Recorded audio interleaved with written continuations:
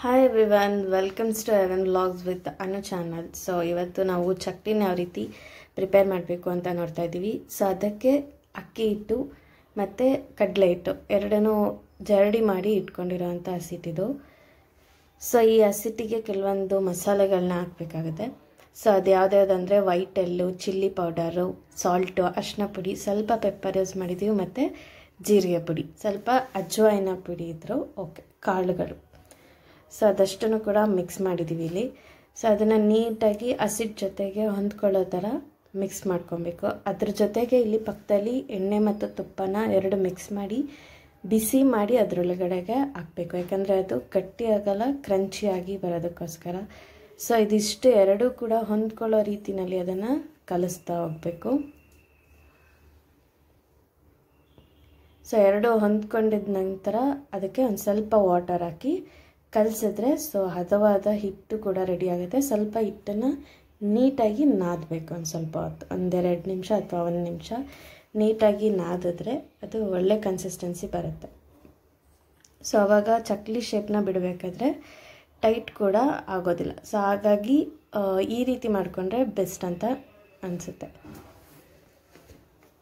ಮನೆಯಲ್ಲಿ ಟ್ರೈ ಮಾಡಿ ನೋಡಿ. ಸೊ ಆವಾಗ ಗೊತ್ತಾಗುತ್ತೆ. ಈ ಥರ ಬೇಕಾದ್ರೆ ಹಿಟ್ಟನ್ನ ಪ್ರಿಪೇರ್ ಮಾಡು ಕೂಡ ನಾವು ಇಟ್ಕೊಬಹುದು. ಯಾವಾಗಾದರೂ ಬೇಕಾದಾಗ, ಅಂದರೆ ಒಂದು ವಾರಕ್ಕಾಗಷ್ಟು ಮಾಡಿಟ್ಕೊಬೋದು ಅಷ್ಟೇ. ಜಾಸ್ತಿ ಎಲ್ಲ ಮಾಡಿಟ್ಕೊಂಡ್ರೆ ಟೇಸ್ಟ್ ಹೊರಟೋಗುತ್ತೆ. ಸೊ ಹಾಗಾಗಿ ಇಲ್ಲಿ ಹಿಟ್ಟು ಕಂಪ್ಲೀಟಾಗಿ ರೆಡಿಯಾಗಿದೆ. ಏನು ಹೊಂದಿಸೋ ಅಷ್ಟು ಅವಶ್ಯಕತೆ ಇರೋಲ್ಲ. ಜಸ್ಟ್ ಚಕ್ಲಿ ಶೇಪ್ಗೆ ಹಾಕಿ ಯಾವ ಶೇಪ್ ಬೇಕೋ ಆ ಶೇಪ್ನಲ್ಲಿ ಅದನ್ನು ಮಾಡಿಕೊಂಡು ಅದನ್ನು ಕಾದಿರೋ ಎಣ್ಣೆನಲ್ಲಿ ಕರೆದ್ರೆ ಸೊ ರೆಡಿಯಾದ ಚಕ್ಲಿ ರೆಡಿ ಆಗುತ್ತೆ. ಸೊ ಇಲ್ಲಿ ನಾವು ಈ ಶೇಪಲ್ಲಿ ಮಾಡಿದ್ದೀವಿ ಚಕ್ಲಿನ. ಸೊ ಏನಿಲ್ಲ, ಈಗ ಅಮೆಝಾನಲ್ಲೆಲ್ಲ ಈಸಿಯಾಗಿ ಸಿಗುತ್ತೆ, ಫ್ಲಿಪ್ಕಾರ್ಟ್ ಆನ್ಲೈನಲ್ಲೆಲ್ಲ ಚಕ್ಲಿ ಹೊತ್ತದೆಲ್ಲ. ಮೊದಲೆಲ್ಲ ತುಂಬ ಟೈಟ್ ಆ ಥರ ಎಲ್ಲ ಇತ್ತು. ಈಗ ಈಸಿಯಾಗೆ ಗನ್ ಥರನೇ ಇರುತ್ತೆ. ಸೊ ತೊಗೊಂಡು ಯೂಸ್ ಮಾಡ್ಕೋಬೋದು. ಇಲ್ಲಿ ಕಾದಿರೋಂಥ ಎಣ್ಣೆಗೆ ಹಿಂಗೆ ಬಿಟ್ಟರೆ ಅದು ಎಷ್ಟು ನೀಟಾಗಿ ಆಗುತ್ತೆ ಅಂದರೆ ಅಂಡಿಡಿಯಲ್ಲ, ನೀಟಾಗಿ ಎಣ್ಣೆಗೆ ಹದವಾಗಿ ಅದು ಹೊಂದ್ಕೊಳ್ತಾ ಹೋಗುತ್ತೆ. ಸೊ ಸಿಮ್ಮಲ್ಲೇ ಬೇಯಿಸಿ, ಜಾಸ್ತಿ ಉರಿ ಕೊಟ್ಕೋಬೇಡಿ. ಯಾಕಂದರೆ ಜಾಸ್ತಿ ಉರಿ ಕೊಟ್ಟರೆ ಒಳಗಡೆ ಏನೂ ಬೆಂದಿರಲ್ಲ, ಜಸ್ಟ್ ಮೇಲ್ಗಡೆ ಮಾತ್ರ ಫ್ರೈ ಆಗಿಬಿಟ್ಟಿರುತ್ತೆ. ಸೊ ಇಲ್ವೊಂದು ನಾವು ದೊಡ್ಡ ಚಕ್ಲಿನ ಟ್ರೈ ಮಾಡಿದ್ವಿ, ಬಟ್ ಬಂದಿದೆ ನೀಟಾಗೇ. ಸೊ ನೋಡಿ, ಮನೆಯಲ್ಲೇ ಈ ರೀತಿ ಮಾಡಿಕೊಂಡು ಮನೇಲಿರೋರ್ಗೂ ಕೂಡ ಅದನ್ನು ಸರ್ವ್ ಮಾಡ್ಬೋದು.